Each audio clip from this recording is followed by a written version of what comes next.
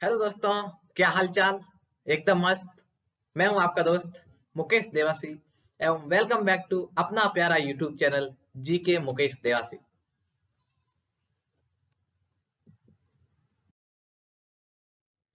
जैसा कि आप सबको पता है, राज्य दर्शन की सीरीज अपनी शुरू हो चुकी थी। उसमें हमने कई राज्यों का जो राज्य दर्शन है वो राज्य दर्शन की सीरीज अपनी शुरू हो चुकी थी और उसमें कई राज्यों के वीडियो हमने अपलोड कर दिए थे, जो कि आपको काफी ज्यादा पसंद आए। आपका काफी प्यारा रेस्पॉन्स रहा। तो इस सीरीज को अपन कंटिन्यू करते हैं।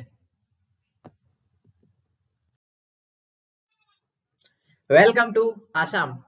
आसाम राज्य के पार्ट फर्स्ट वीडियो में अपन ने देखा था आसाम की जो भौगोलिक स्थिति है उसके बारे में। इसके अलावा अपन ने आसाम के जो प्रमुख व्यक्तित्व कौन कौन से उनके बारे में भी डिटेल से अध्ययन किया था।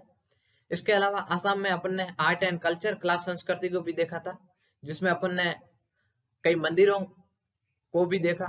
इसके अलावा आसाम में अपन ने जो डांसेज है, बिहू डांस, क्षत्रिय डांस, बगरुम्बा डांस, उनको भी अध्ययन किया था।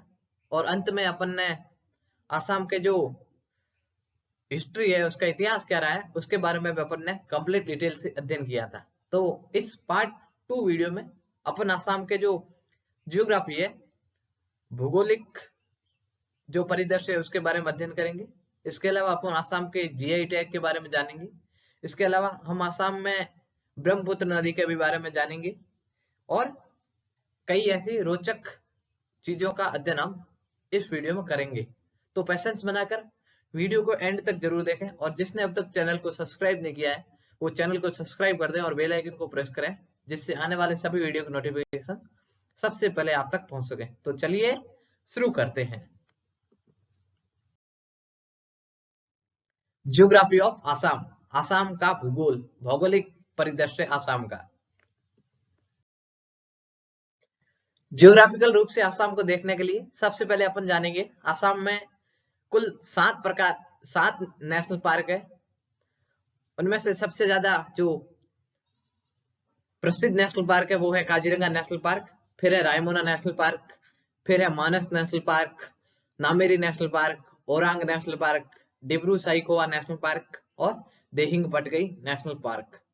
इनमें से मोस्ट पॉपुलर है काजीरंगा नेशनल पार्क। और इसके बारे में एग्जामिनर कई बार क्वेश्चंस पूछता है कि काजीरंगा नेशनल पार्क कहाँ स्थित है। तो नेक्स्ट स्लाइड में आपको एक आपके प्यारे मित्र से मिलाने वाला हूं, तो आप उसे देखकर काफी ज्यादा एक्साइटेड होंगे। तो वो आ रहा है आपका प्यारा राइनोसोर्स, एक सींग वाला गैंडा। ये काजीरंगा नेशनल पार्क का एक फेवरेट एनिमल है, दर्शनीय पशु है, एक सींग वाला गैंडा। ये आपकी जानकारी के लिए बता दें कि ये जो सींग नहीं है नाक पर, ये है एक नाक की जो हड्डी है वो इस प्रकार ऊपर उठी हुई है, इसे सींग न माने। और राइनोसोर्स क्यों नाम पड़ा है, क्योंकि जब नाक को क्या कहते हैं अपन इंग्लिश में राइनो, और जब बुखार जुकाम लगता है तो क्या कहते हैं राइनो वायरस। तो इसी प्रकार इसका जो नाम है वो राइनोसोर्स है, आपका प्यारा दोस्त। और इसे काजीरंगा नेशनल पार्क को वर्ल्ड हेरिटेज साइट में भी शामिल किया गया है। तो चलिए आगे बढ़ते हैं।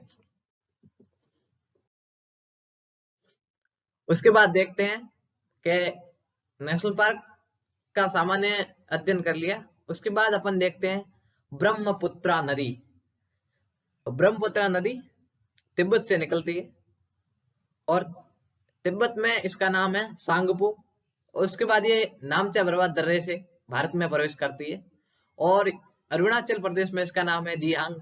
और जैसे ही ये आसाम में प्रवेश करती है ना, तब इसका नाम पड़ जाता है ब्रह्मपुत्रा नदी। और अंत में जब ये बांग्लादेश में प्रवेश करती है तो इसका नाम पड़ता है जमुना नदी। तो ये ब्रह्मपुत्र नदी के जो नाम क्या क्या है वो अपन ने इसमें जान लिए।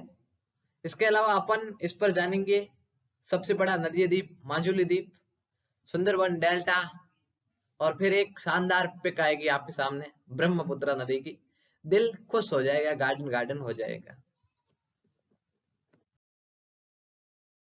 ये आई ना शानदार पिक। ये है ब्रह्मपुत्र नदी की सबसे शानदार पिक। क्या शानदार नदी है। और कल्पना करो कि आप जो ये पॉइंट है, यहाँ बैठे हो आप और फिर इस नदी का लुत्फ उठा रहे हो, क्या फील आएगी आपको। उसके बाद अपन इस स्लाइड में, सेकंड स्लाइड में बात करते हैं कि ये जो आपको स्लाइड दिख रही है सेकंड, ये क्या है?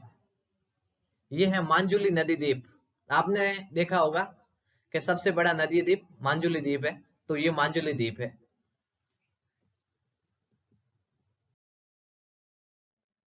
फिर अपन एक और न्यू टॉपिक की बात करते हैं कि एक पॉपुलर वर्ड आता है जब हम असम का अध्ययन कर रहे होते हैं, चिकन नेक। चिकन नेक क्या है, इस कॉन्सेप्ट को समझने का प्रयास करते हैं। तो चिकन नेक, चिकन मतलब मुर्गा, और मुर्गे की गर्दन, गर्दन जो इस प्रकार है, ये जो ब्लैक जो आपको एरो दिख रहा है, और ये जो आगे मैं रेड लाइट कर रहा हूं, तो ये है कुल एक ऐसी छोटा सा संकरा सा दर्रा, और इसके माध्यम से अपन जो बाकी वाला जो उत्तर पूर्वी भारत है उससे अपन कनेक्ट हो सकते हैं। और अगर इस दर्रे को अगर ब्लॉक कर दिया जाए तो अपन का जो संपर्क है वो उत्तर पूर्वी भारत से डिस्कनेक्टेड हो जाएगा। तो ये जो संकरा सा स्थान है, इसे ही चिकन नेक के नाम से जाना जाता है, और इसके अलावा इसे जो सिलीगुड़ी कॉरिडोर के नाम से भी जाना जाता है। क्या जानते हैं? सिलीगुड़ी कॉरिडोर और चिकन नेक। तो इसे जरूर ध्यान रखिएगा। फिर बात करते हैं आसाम में, डिगबोई। नाम तो सुना ही होगा, डिगबोई कब से सुनते आ रहे हैं। डिगबोई आसाम में स्थित है, और ये भारत का जो पहला तेल का कुआं था वो डिगबोई आसाम में ही खोदा गया था। तो जो पहली स्लाइड है उसमें आपको ये दर्शाया गया है कि जो पहले जो तेल का कुआं था वो किस प्रकार का था, और उसके बाद अब के जो प्रेजेंट टाइम की स्थिति है वो ये है। जो आसाम की ये शानदार राजधानी है, माफ कीजिए, आसाम का ये जो डिगबोई का ये शानदार नजारा है, यहाँ रिफाइनरी है आसाम के डिगबोई में। डिगबोई में वर्तमान में जो सबसे बड़ी रिफाइनरी है वो उस तेल के कुएं के पास ही बनाई गई है। तो ये सबसे बड़ी रिफाइनरी है डिगबोई आसाम में। उसके बाद बात करते हैं पथरघाट फार्मर प्रोटेस्ट। पथरघाट बेसिकली आसाम में एक स्थान पड़ता है, और वहां 1894 में किसानों द्वारा अंग्रेजी सरकार का विरोध किया गया। तो उसके विरुद्ध में अंग्रेजी सरकार ने किसानों पर अंधाधुंध गोलीबारी की गई, फायरिंग की गई, और उसमें 140 किसानों की ऑन द स्पॉट डेथ हो गई, मृत्यु हो गई। तो इसे आसाम का जो जलियांवाला हत्याकांड है इसे नाम से जानते हैं। और जो लोग कहते हैं कि पूर्वोत्तर भारत ने स्वाधीनता संग्राम में हिस्सा नहीं लिया, वो इस उदाहरण को जरूर देखें, पथरघाट फार्मर प्रोटेस्ट को। उसके बाद बात करते हैं कि आसाम के कौन कौन से जीआई टैग है। माफ कीजिए, geographical indicator tag, GI tag Assam के कौन कौन से। तो आसाम की एक जीआई टैग है तेजपुर की लीची।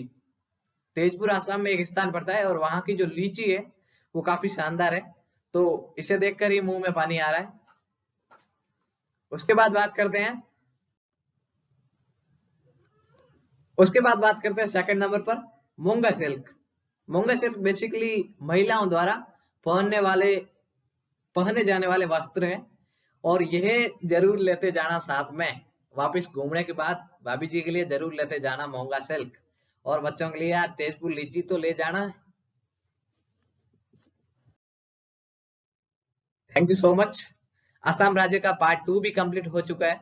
तो आसाम राज्य के जो जितने भी एग्जाम रिलेटेड क्वेश्चंस थे उसे मैंने करवाने की कोशिश की है। उम्मीद करता हूं कि ये वीडियो आपको काफी ज्यादा पसंद आया होगा। पसंद आया तो वीडियो को लाइक जरूर कीजिए, और दोस्तों के साथ शेयर करना ना भूलें। मिलते हैं एक नेक्स्ट शानदार वीडियो में, तब तक के लिए अपना ख्याल रखिए। बाय बाय, टेक केयर, जय हिंद, जय भारत।